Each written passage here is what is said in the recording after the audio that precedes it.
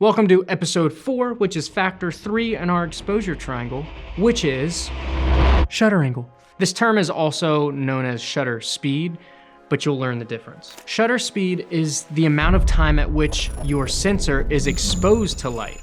So not the amount or not how sensitive it is, but how long it's exposed to said light. Are you ready for more confusion?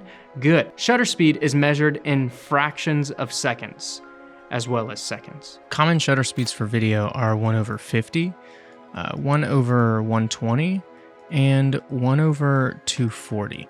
Now in this scene specifically, we are shooting at 1/120. I'll explain why we're shooting at that in the next episode. But basically how this works is the higher the number goes, the more light you're gonna let in. And the lower the number goes, the less light you're gonna let in.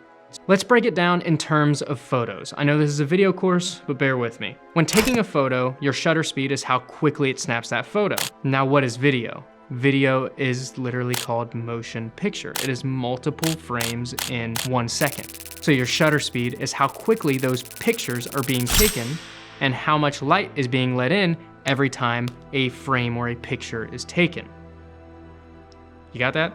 Hope so. Rewatch that if you need to. Not only do you need to focus on how quickly your pictures are taken, this is going to lead me into the next episode, which is how many pictures are taken in a second.